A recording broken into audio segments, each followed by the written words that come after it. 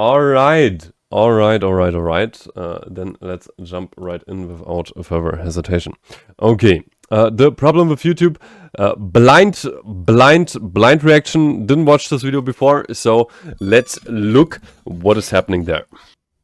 I've been making content on YouTube for over 7 years. I've had 3 pretty serious YouTube channels, and in that time I've reinvented myself way more just to try and keep my content relevant in an ever-changing social media landscape. But in the last 6 months, the change has been way bigger than anything I've seen before that. Over the last couple years, and in the last year especially, we've seen what I am calling the destruction of the middle class YouTuber. Because what I've observed is a sort of stratification of the YouTube space that reflects the wealth gap that we're seeing in the real world. We have large channels, very famous channels, getting bigger and bigger, signing massive deals with massive companies and streaming services and pulling in revenues higher than we've ever seen before. But at the same time, there is a huge increase in the overall catalog of content on the platform because of AI and a huge push towards lower effort content. And it's not just that this is what people want to consume or this is what people want to create, but it happens to be something that YouTube seems to be pushing more than ever because it leads to more viewership across the board. Like, in my humble opinion, that's like quite a contrary statement there. Like this gentleman is like on one side proposing that like in quotes middle class of YouTube gets annihilated, and then in the next instance, this gentleman is claiming that views are getting spread across the board. So I'm like quite yet to discover what is at hand there. Overall and in general, I suppose it's quite a good idea to basically go ahead and from my humble perspective and algorithmically establish a mechanism that basically then grants like that like the new viewers get like a way bigger amount of content presented due to a higher user base. So like in a sense, like the solution is to get new viewers on YouTube to then distribute this viewership across all content creators, like in a sense, like if you want in quotes like a communistic approach of things. But besides that, I see that YouTube, like from because I'm like a beginner channel, like I'm the beginner channel of beginner channels. Like what I see is YouTube always probes like user pools, like in order to identify an audience that basically matches the content. Appreciate the alert, brother. I hope you have an amazing round at CS. You take care, brother. Good. Well, I'm yet to discover like why this gentleman like said it in the first instance that like the middle class in quotes like of YouTube is getting destroyed. Long story short, sense more users means more views for everyone. So new markets, infrastructure, like so that people have more access to the internet and whatnot. Now, I'm not saying that it's impossible to break out on this platform as a smaller creator. People are doing it all the time. But the ability to build an audience now with our algorithm-driven ecosystem now is just harder than ever. So you have the top end of the spectrum running away with all the money, and then you have this explosion of low-quality content, usually made by AI, flooding the platform. And it's not leaving a lot in the middle. And this is what I've experienced as what I'm calling a middle-class YouTuber. So yes, I'm talking about my own personal experience here, but over the years we've seen other channels kind of like ours in this so-called middle who are struggling to maintain the level of content that they became known for 5-6 years ago. And I'm not even saying that this is YouTube's fault or that this is even a bad thing. Well, like I also observed that like I have like one channel called Skullgrim where this development seems to have a great impact like on this gentleman. Like like even like watch the video today, like one thing that is quite prevalent throughout all this is like niche-based content. Niche-based content somewhat like more and more like loses their audiences.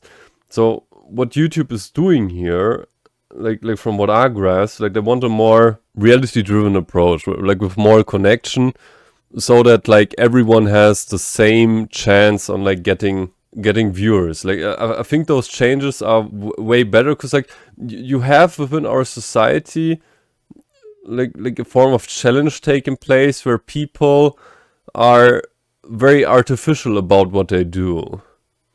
Like this grants a playing field where people are able to be themselves on the platform, rather than being a TV broadcaster who goes ahead and niches down on a particular content spree. I think this is a highly subjective thing. And especially like when we take AI to account, because like AI is then like therefore benefiting from this development due to the broad spectrum that can be covered by AI. I think it's quite advisable to actually like also go ahead and build a platform where this AI content is not like not as present. Like that there won't be change without competition in that sense. Though I understand this pain point. Creators come and go. That's just kind of the way the internet works. And it's only those who are able to adapt who will stand the test of time. But what I'm sort of worried... Well, like that's like also quite funny, taking into account like the convention bias.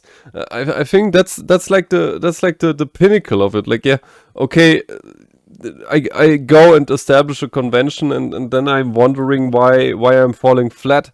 This is the thing about being authentic about what people do and what people often try to avoid. Like they're being inauthentic. See, okay, I have in quotes an exploit working, and then I'm pissed about the fact that this exploit, which is niche specific, doesn't work anymore. I think like the best way to go about things is being as authentic as possible, as truthful as possible, and being yourself as an individual, which basically also shows you the like you can literally observe this like on all, like if you want in quotes, influencers who are being truthful to their character and actually do what they like to do.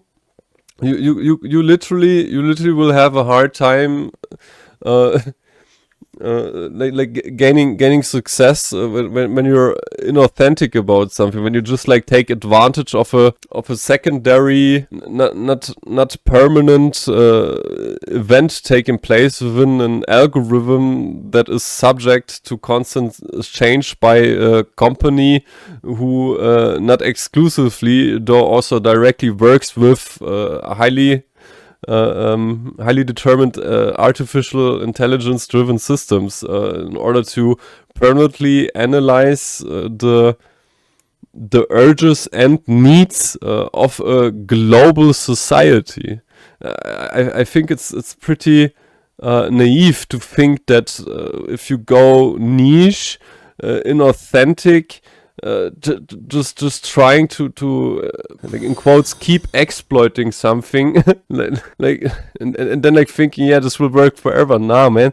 Which is why I like suggest, especially like in such an instance, to go ahead and be just simply yourself and authentic, and yeah, like there are times where it's not working. Yeah, there are times where it's not like going so good, though. Like just like be yourself, like so that people can rely upon you, and not like being in an authentic medium of pure consumption driven by capitalistic intent in that sense. Yeah, it is interest, though it's not everything. Like the world is more than money in that sense. About is what this scenario is likely to create in the future. All right, so let's just clarify off the top, we're not closing down this channel, although we did come pretty close earlier this year. We are seeing signs of a shift on this platform that is going to affect how we create content. And so I thought that a little retrospective and a little breakdown of why and what we're seeing might be interesting. So let's talk about what's happening. You might have seen some videos about how a lot of more well-established YouTube channels have been bought out by private equity fairly recently. Channels that I've enjoyed for years, like Donut, Game Theory, Veritasium, Economics Explained, and so many more. Ironically, this story was broken by a smaller YouTube channel called Micro, who did a really great breakdown on how this is all happening. That's like wild. I wasn't aware of that like the private equity, like M&A bros, like also went ahead and now bought up like YouTube channels. That's wild. Happening, and if you want to get more into that, you should go and watch that video specifically. But what this private equity takeover means for the platform is that the content that gets produced is the content that is going to generate the most profit for shareholders. You start seeing more creator products and sponsorships and less of a focus on the sort of unique creator-led interests that might have made those channels popular and relatable in the first place. But in a lot of ways, this has also meant that— Ah, shit! Holla. I remembered. Fuck. Jesus Christ. Hey, holla. We'll teleport back. Let's do it that way. Yes.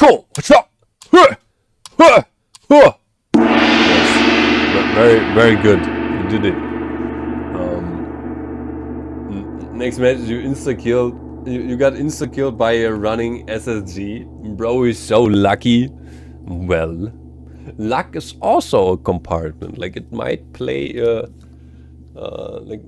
might play like not that much of a significant role, though it plays a role. It certainly does. It certainly does.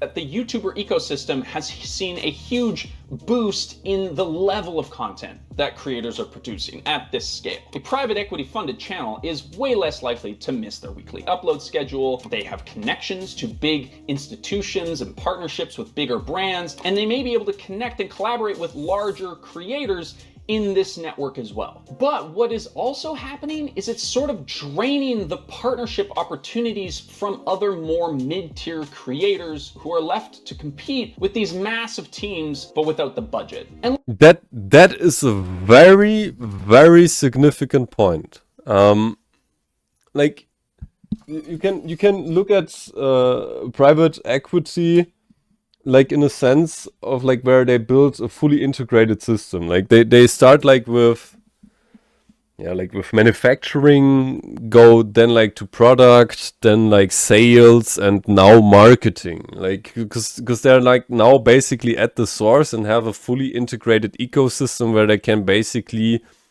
move money from point A to point B. And when you then go ahead and leverage credit, you're basically making, in quotes, no profit.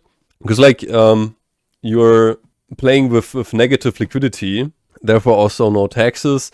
And when they're like also able to market their product lines with like the channels right away, it's a wildly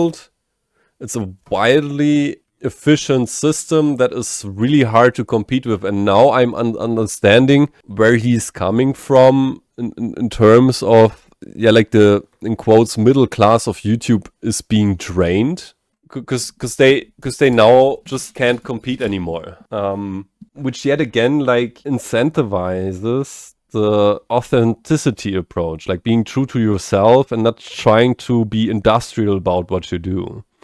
And now also being made aware of this, I now also see what YouTube does. YouTube creates balance, which of course gets exploited by AI, like by AI content distributors. Though from how I am able to value all this, it looks good because like independent creators who are authentic and serving as themselves for the broader community, I think that's a really good development. Though of course like it's sad for the middle class, because they're now like carrying the bag for that. And I'm like also interested what this gentleman is like thinking in terms of compensation in that regard. Look, I know this is just the marketplace operating as it normally does. But there is a second variable happening at the same time, which makes this even more difficult. We are in the AI creator landscape now, and that is shaking up what people watch online. Believe me, we've thought about using AI for this channel lots of times. We've had huge conversations about it, and every time we make the decision not to, because in some ways I think that the technology is not. Well, like from this aspect, also like I highly advise just like due to efficiency. So like when there are like YouTubers watching right now, like don't do like this this like of course you can do it like if you want to do it though. Like competitors are using AI and they will outrun you. It's like driving a car.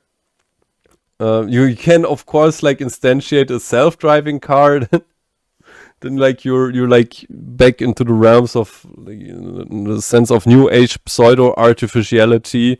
If you want, you're serving as a person for the AI in order to distribute content. But like things like description, title, thumbnail, like stuff like that. Especially when you're not like capable of like ordering that like from other people.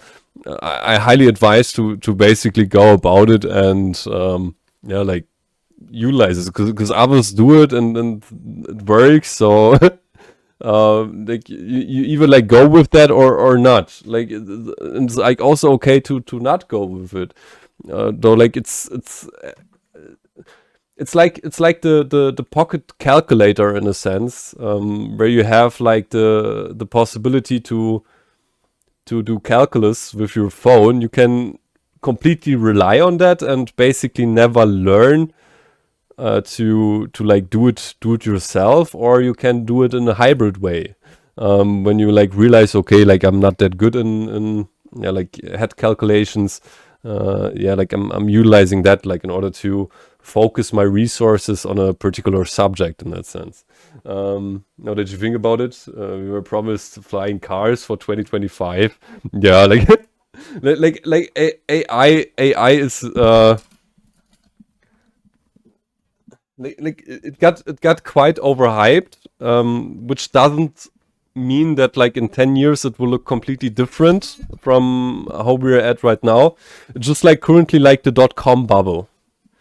Like now we have like, if you want in a sense like this market correction. So like I was able to prototype a prototyping software where I used around 3 months of my time in order to program this, and the software was capable of coding this like in around 15 minutes. Like the thing is real, and like when people completely discard it, like saying no, I'm completely anti, they will get outcompeted. That they will get outcompeted by people who utilize it, and it's not like, of course you can rely on a car to drive by itself in a sense. So like in the end it's a tool. It's a tool. And a tool is only as good as someone using that tool. So it can amplify your stuff, and when you utilize it like in order to help you out like with your general tasks, it's okay doing that. Just don't get reliant on it or replace yourself with it. Because of course you can be a puppet for an AI, or you can be like in a sense, in quotes, a master of AI. Like you can of course like utilize a drill to drill your head, or you can utilize a drill to drill the wall, or you can simply leave it be and do it by hand.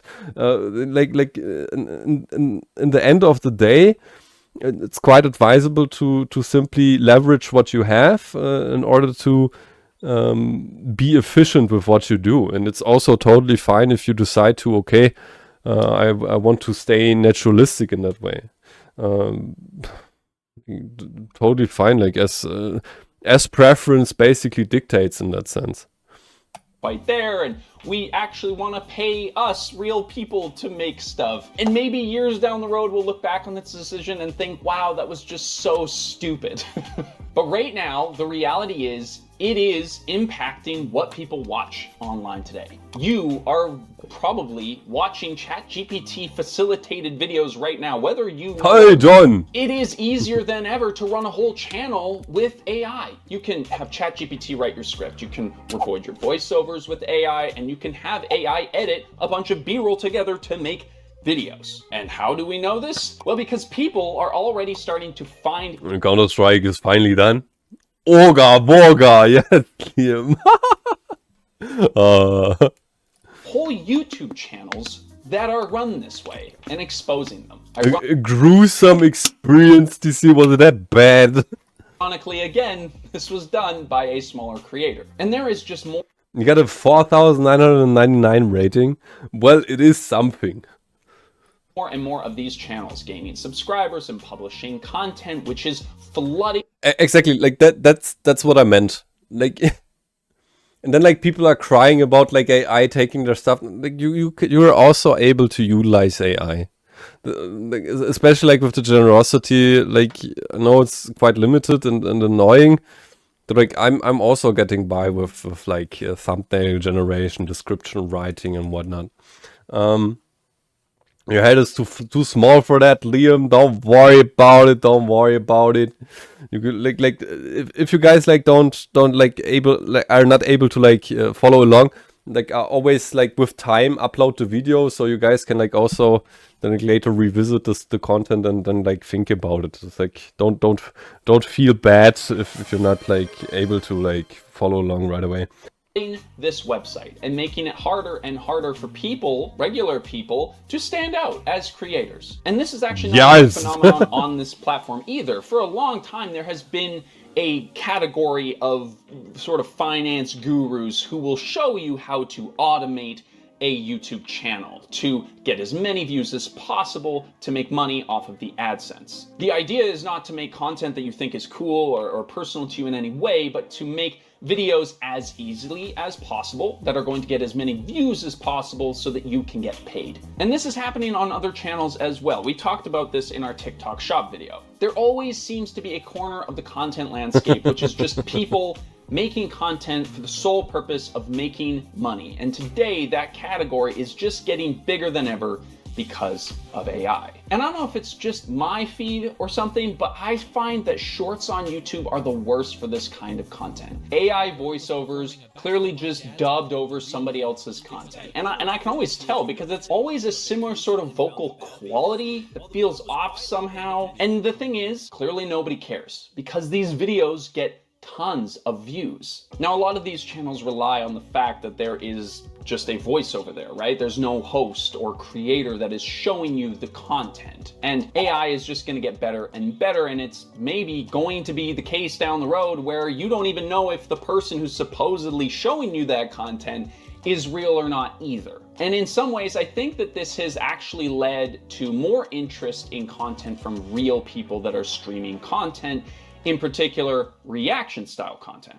Yeah, like that's the thing. Like self-balance, because like authenticity is very valued. Like I said, like in the beginning, like being authentic.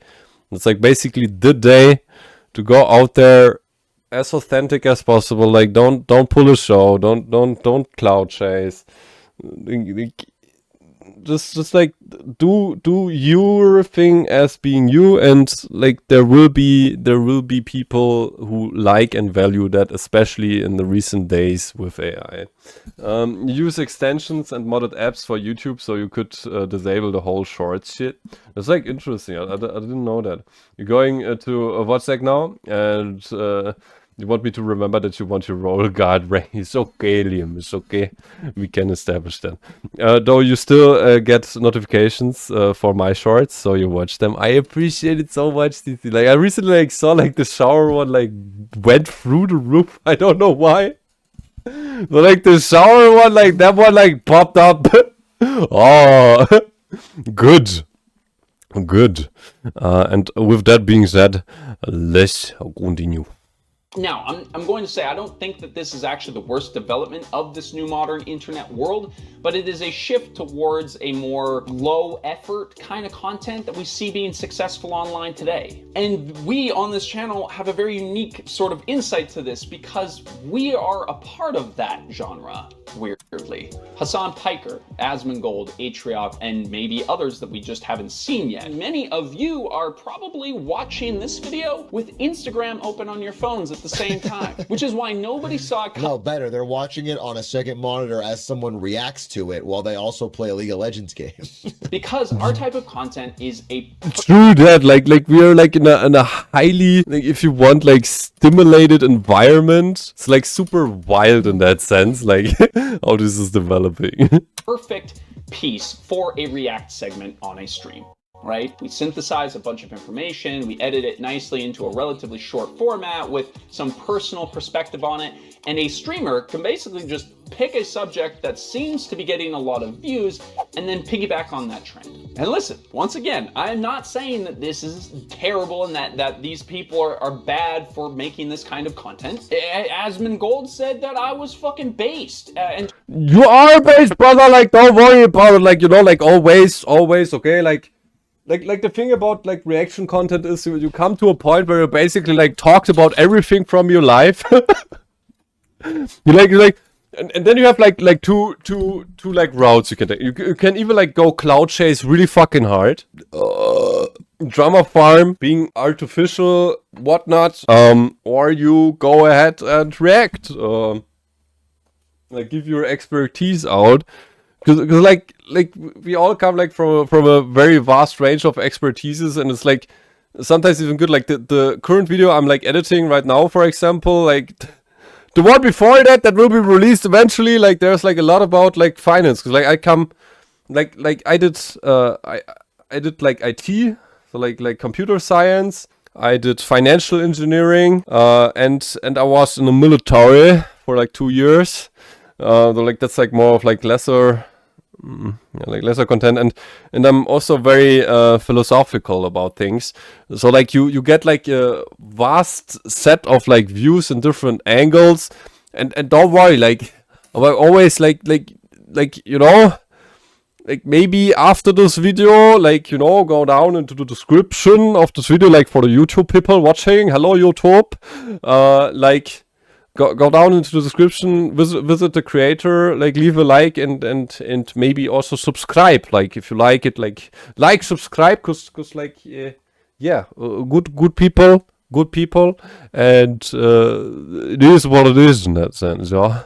Told people to go and subscribe to our channel. I like this guy already. I'm gonna subscribe to him. I like this guy. He's an asshole and he thinks this stuff is stupid, just like I do. Which did give us a small boost in subscribers, but it is a far cry from the money that he probably made streaming that video to over 800,000 people who ended up. Well, the thing about that is like lovely proposed. So like he also has that option to create a streaming account and go about it, like if he feels like doing so. Watching it at the end of the day. I think culture was just this is going to be maybe a really hot take. But I think collecting things is like almost a mental disorder. I think it's weird. And yes, I'm out here with my miniature violin, you know, just crying myself a river. Because that's just the reality, right? The creator landscape has changed, Levi, and maybe you're just redundant. Old boy, you're 32 years old, your time is up. Actually, I think I'm actually 33. Matthew, can you fact check that? Yes, we do need to adapt, but I think that this shift that we're seeing So cute, queen. is different in the sense that there is a chasm being built where the individual creator is being lost. Like on one end of the spectrum, the you of YouTube is having to become the we. Communism! Editor, get this in! Big team of people producing elaborate and expensive content designed to engage and sell as much to as many people as possible. The W's, yes. Do I eat pumpkin seeds? No. Like at least maybe I ate once, like one day. Like I don't know. Like currently, I don't eat pumpkin seeds. Though I know like you can do a lot of good stuff with seeds. Like you can like crunch them and like utilize them for like cooking and whatnot. It's like a vast spectrum, like what you can do with like pumpkin seeds. Or you're on the other end of the spectrum where you're not even a person, you're fucking AI, and you're Yes. So cute, Queen. making as much content for as little money as possible to get as many views as you possibly can. And in the middle, where we seem to be, in which an explainer channel that researches and produces a Are you who? What? Am I getting accused of being an AI system again? AI slop. Yeah, like it's like freaking wild, man. Like I was like also seeing those videos. It was like quite interesting, like looking at those channels. They really utilize the bird shot approach. They just like post and post and post and post and post and post. And that's like the consistency thing. Like they're then like so consistent that they actually like lift off. And yeah. Like who knows what is about to come. They did like quite some changes like policy wise in YouTube in order to react to this AI flood that is like going on right now. original content that's decently well written and edited well is lost in the current mixture. Not big enough to be bought out, but too produced to make the content production process profitable. And look, we're also in a particularly bad spot because we don't take crappy sponsorships, we don't sell merch or peddle affiliate links for stuff that we don't actually use. And so we've done what a lot of other creators have, and we've launched a Patreon page where we can give ourselves a bit more freedom from this platform to be able to take some more of those risks. And if you were seeing this video in the first week that it is live, which, like, also to be fair, is done by YouTube, like with the membership button thingy. So yeah, like we have like quite some advancements in that direction, or like the super thanks function or whatnot. Like what is also very good is like YouTube also introduced like a boost feature.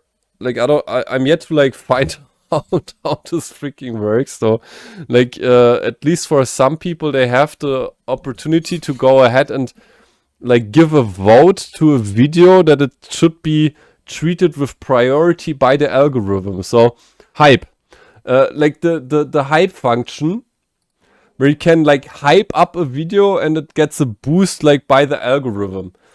So like the people who are like part of the community can then like decide to hype up a video, which I think is a great feature. So like there are developments like in order to counter that. So like if you want, it's not a requirement. I don't even know where this function is. You're like able to give a video a hype, so like, keep that in mind. And like I think you can like give I think like 5 hypes per week or something. And this like helps then like the video to be more recognized by YouTube in a sense.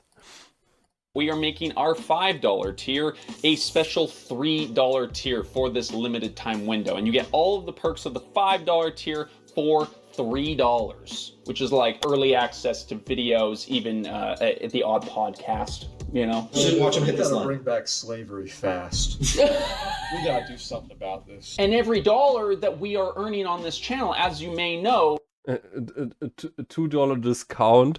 Yeah, it's like lovely done. It's like lovely done. So like it's basically like further gives more accessibility, because like believe it or not, I myself came to the taste of it like $1 per month, like, or $2 per month. That is a lot of money. This accumulates, and like especially like for some people, like in some situations, especially when they're like in hardship, like that is like quite some.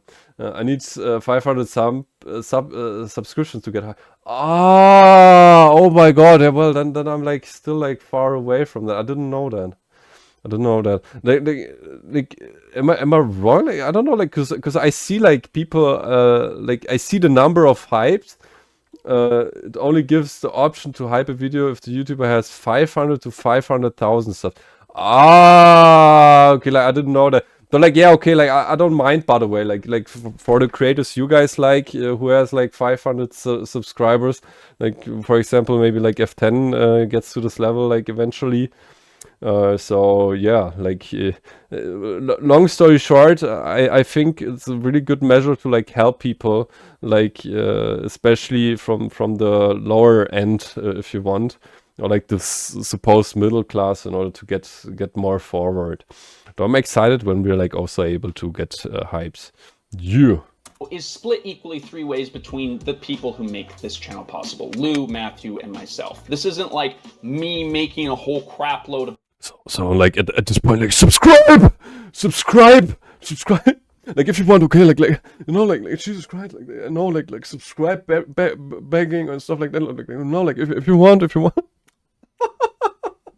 Oh! Money off the. Okay, but like it is what it is. It is what it is. Like sometimes the hustler gotta hustle. Okay. Oh.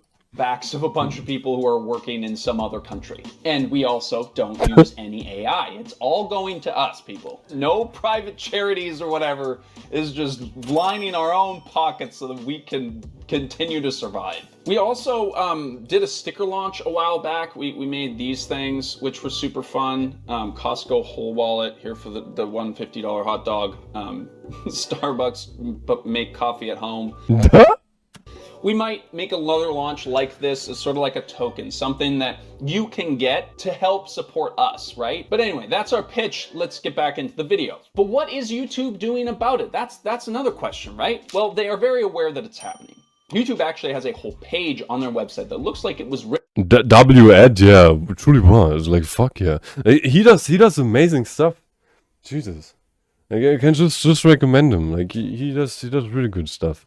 To reassure a freaking out YouTuber about their future. But from what I can tell, they're basically just not going to stop anything AI generated. They're just giving content creators the ability to self-disclose if anything in their videos is AI generated. Like and now, like here I can step in. Like from what I'm being made aware of, like if you deliberately lie on this, like you can get like in trouble if I'm not mistaken. And I think like it's more like for like when you like alter like a presidential speech, for example, because like believe it or not, like simple word changes can alter, like a simple word change can alter the complete meaning of a whole speech. And I think it's very significant to basically give the option, like to like for people like to be able to then like provide, okay, this content was altered by AI.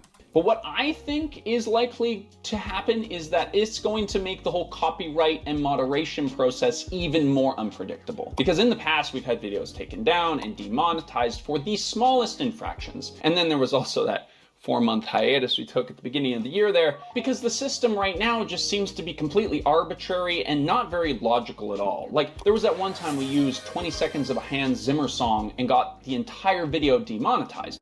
But when a streamer with an audience 10 times the size of ours streams an entire video and monetizes it twice, we don't get any sort of cut of that. And of course, look, I know that's the rules, right? We signed up for it. When you upload videos to YouTube, you kind of give them a license to it, right? They can host it and share it and monetize it, etc. You own your... Well, again, you can do the same, brother. You can come to the dark side. We have cookies, bruh. Content, but you don't own your account or the viewability of that content on this platform. Remember, YouTube's primary responsibility is not to the people who make content on their platform. It is to the advertisers who pay them. And we have seen that they will do just about anything to make sure that the relationship with those advertisers is going smoothly. So anytime that there's even something remotely controversial to do with its creators, YouTube basically gets rid of the problem immediately through... And like also something like in terms of payment. For example, like a thing I was like able to observe is, like like I assume that he has like super thanks enabled, probably like also membership, like stuff like that. Like at least I assume so. I'm not logged in yet. Like in this account, we won't do this. And like people being then like brought there as subscribers, as viewers, like who never saw that video, who basically like find this video here. Like again, like the link is in the description. Like they can then like go there and also like give like contributions or become a patron and whatnot. Like it's very far fetched. Like again, like he has the same capabilities to launch also a stream channel and do the same. You got 57.4 thousand rope, and you can't do shit with it because my backflip is a whole 500,000. Inflation, brother, inflation, it's high. A random guy do first is asking to see why like, what is there in trust? Like I also don't understand that. Like, yeah, like why is this a question of trust? Let's continue. Deleting videos, demonetizing, or banning channels completely, and then puts all the responsibility onto the creators to figure it out. It doesn't matter how many times you reach out to them on Twitter. And knowing this, YouTube's lack of clarity when it comes to age restrictions, demonetization, community guideline strikes, and all of the other things just makes a lot more sense, right? And this isn't like it's new either. Markiplier talked about this back like 5 years ago when his account was getting random suspensions. Now at this point, I know we're not sharing anything completely groundbreaking, but the world has changed a lot in the last 3 years since we started this channel. And the future of how we create on this platform is going to be impacted by these policies. And this is where I think it's going to go in the future. The craziest part about this is that we actually wrote this and planned to release it back in January. And since then, already so much has changed. Like the YouTube of December 2024 is like a very different place than the YouTube of September 2025. If you think of YouTube as sort of like a nation state, the way that they moderate and control their... Like again, like as mentioned in the beginning of the video, like YouTube is a massive corporation with lots and lots of resources. They are a tech-based company, so changes go really, really fast. It is to be expected, and things are transient. Like shit can hit the fan like really, really fast, and like it's like one thing to like go with the flow, and like another thing like holding on to like what like once was in that sense. Like just like being you, like being authentic, do what you do. We have like down phases, we have up phases. Like you could even if you want and feel like doing so, like bring this argument to a point where you have then like the situation where you go, okay, you could argue that like budget planning is might be an issue here, where like strategy to diversify might be advisable in that sense. Jules was there, yes, Jules. How are you doing, Baba? How are you doing? Content on their platform is their rule of law. They control the flow of a lot of the information that communities and countries use to form their opinions about their views on the world. And my prediction is that it's gonna get a lot worse. YouTube has always struggled to moderate content on the platform, and I don't think that this is like a unique problem for them. Like every social media platform struggles to do this well. But we're entering into a new era of censorship as we speak. Musk and Zuckerberg are siding with right-wing ideals, and this has meant that there is more misinformation online than ever before. Oligarchs are trying to shut down entire information-based sites, and fact-checking is just completely optional at this point. We don't know what's going to happen to the kind of discourse that goes on this platform, but all that we know for sure is that we aren't protected through YouTube in the ways that we thought we were. How about just keeping it elemental, like, giving people the opportunity to expose fake shit, and like giving the people the ability to be open and able to communicate what they want to communicate.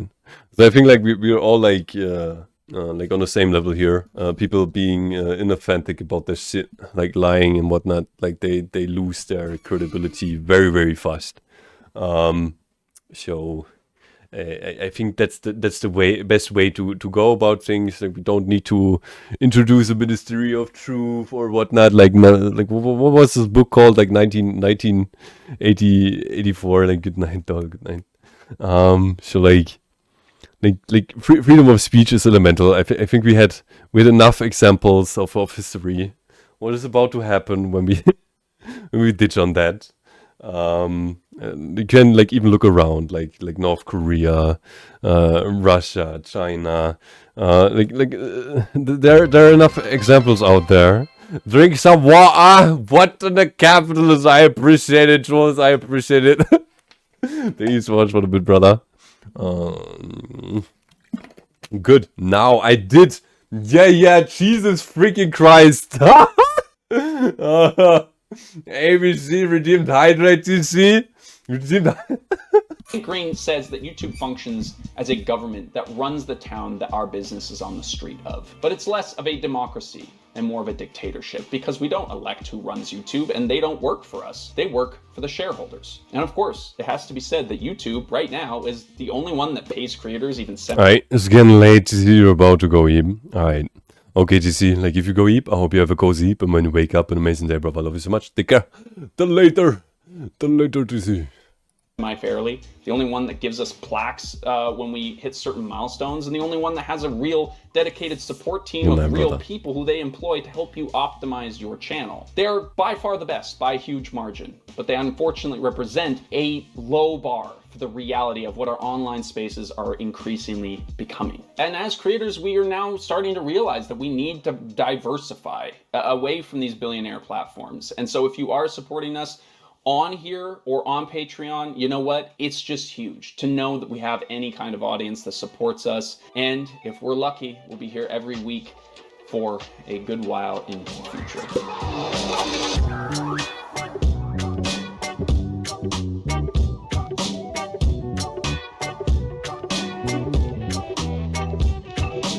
Good. Yeah, like as mentioned, link is down. Link is down in the description.